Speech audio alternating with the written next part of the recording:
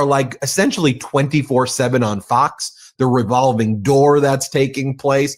Talk to us first about your findings, then let's talk more broadly about the implication there, Matt. Sure. So our latest report on this, we looked at all of the people in the Trump administration and how they are a constant presence on Fox News and its sister network, Fox Business. We tracked over the first 100 days of the Trump administration something like 536 appearances of high-ranking Trump administration officials on those networks.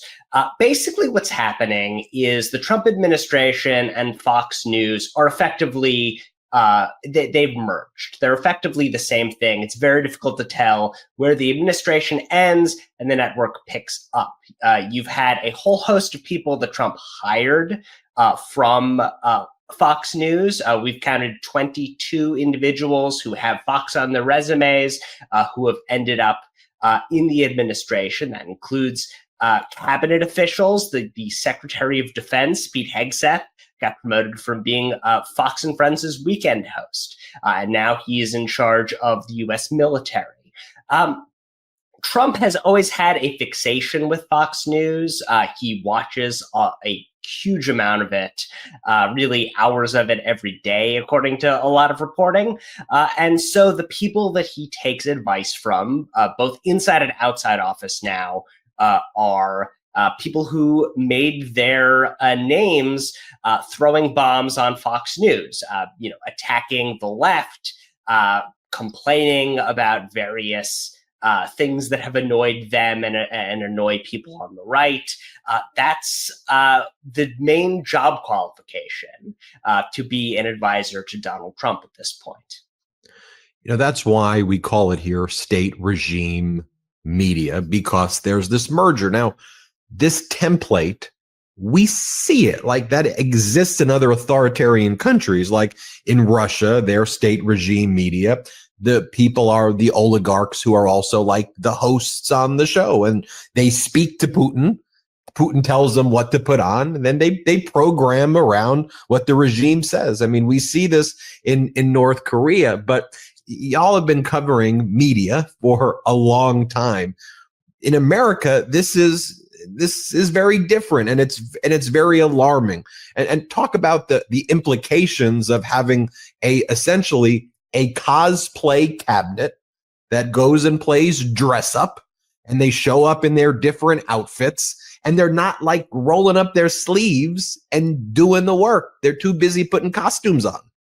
Yeah, I think that's a good way to think about it. I mean, when you look at someone like Pam Bondi, who is currently in charge of the Justice Department, she spent she made 24 appearances on different Fox News shows over the course of the first 100 days of the Trump administration. One day in 4, she's going on Fox News to talk about whatever she says the Justice Department is doing. That just doesn't really add up. That's wildly disproportionate to what we've seen under previous administrations.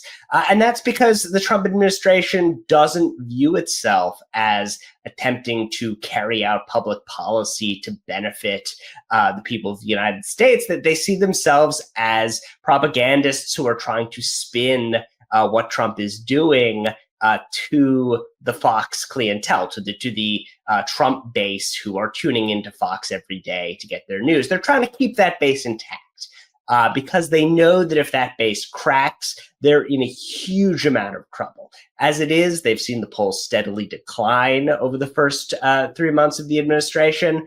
I would expect that to continue, but if that core base, if the Fox News audience starts to leave Trump, it becomes a huge problem for the broader Republican Party. And that is what the Trump cabinet seems to be focused on.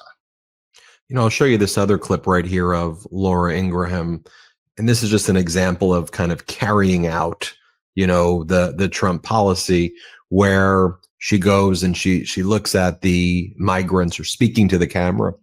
of people who the Trump regime is disappearing to concentration camps in El Salvador. And she's like, you better self-deport. I'm telling you what to do now. See, you got to follow what I'm saying.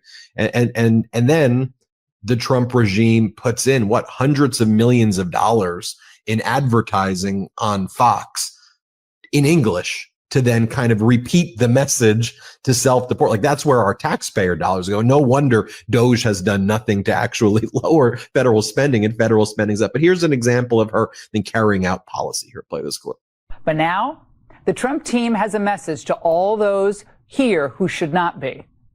You better self-deport now and not return, or you could be on the next flight to El Salvador. Just that sentence, being the bad guy. I gave a speech about this earlier this week at the Milken Institute where I'm like, just pull back for a second. What the hell are we talking about here? What am I listening to here? Self-deport, or you'll end up in a concentration camp in El Salvador without due process. And Matt, I think one of the dangers here, I think corporate news by and large presents debates that really aren't debates. Should there be due process? You have someone on the left and someone on the right, and then they argue, should there be due process? As I say, I'm not debating somebody. There should be due process. Shut up. That's it. I'm not having a conversation.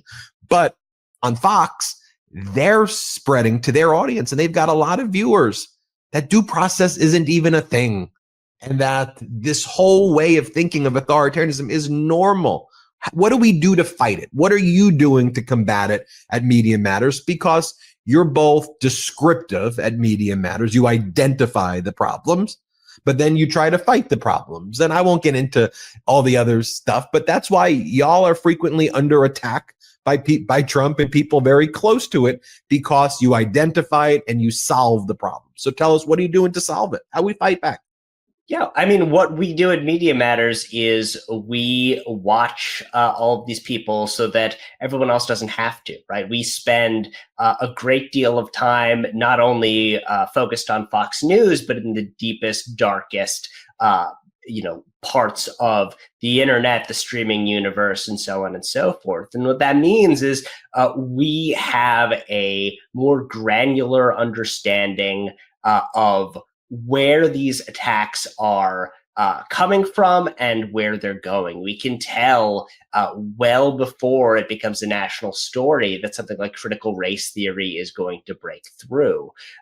What I think we need is more people to sort of pick up that ammunition and run with it, because we certainly, it doesn't help to be right all the time if no one else is paying attention to the message and passing it along to the rest of the public. I think you're right that the mainstream press can be a little too feckless about this stuff. They are worried about the prospect of Donald Trump trying to destroy their businesses and their business models.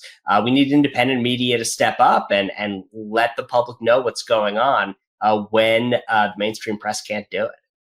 To your point, and I'll just give our audience an example before we wrap up. The Republicans held a hearing this past week on United States fencing, and they were obsessed about, they brought in like the president of USA Fencing, who, by the way, doesn't get any federal funding.